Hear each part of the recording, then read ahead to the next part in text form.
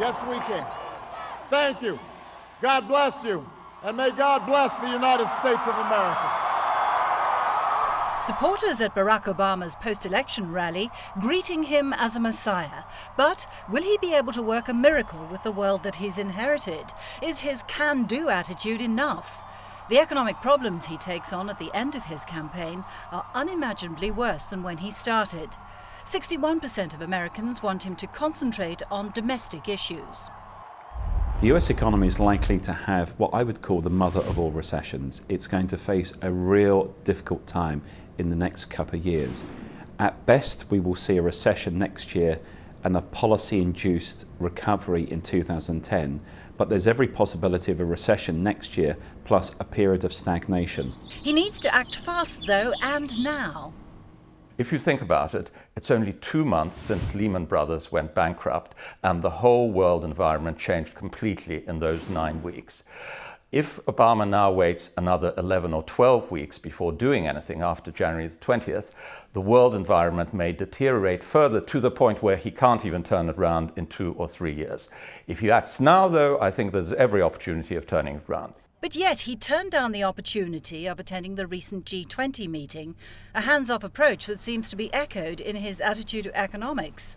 In his head, the president-elect is essentially a free trader, but his heart may be swayed by the strengthened Democrat-controlled Congress who want to keep American jobs safe.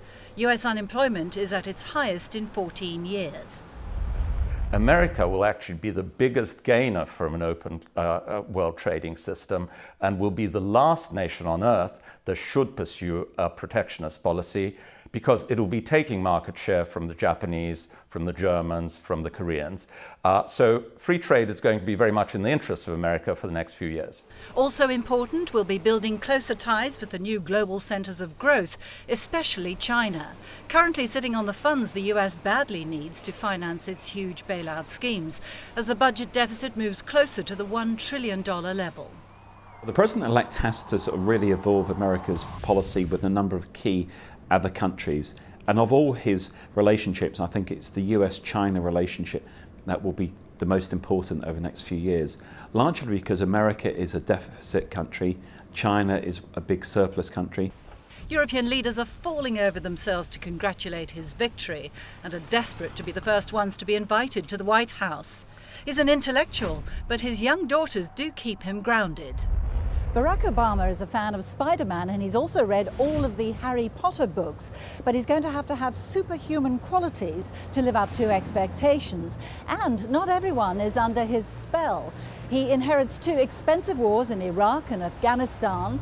The Russians are rattling their warheads, and America's image in the Middle East is not good.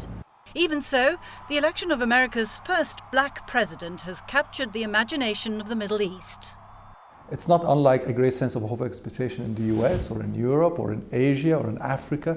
But in the Middle East, there's a poignant undertone. And I think they see, because of the wars, because of the Iraq war, because of the Israeli-Palestinian problem, they see in Obama a sort of messenger of hope. But where to start? The Middle East would want him to address the Israeli-Palestinian problem first, most likely. I think he will need to address the Iraq war. I mean, it's an internal US issue, but it's a global message as well. I think potentially Obama has a huge opportunity, which George W. Bush repeatedly passed up, which is to actually try to bring Iran back into the community of nations by doing a so-called grand bargain with Iran, in which he restores diplomatic relations, restores trade links in exchange for Iran at least going slow on its nuclear program. What he needs to do with Iran is essentially what Nixon did with China. America is a place where all things are possible. One of his greatest challenges will be to bring expectations down to a more realistic level, and he's already started to lay the groundwork.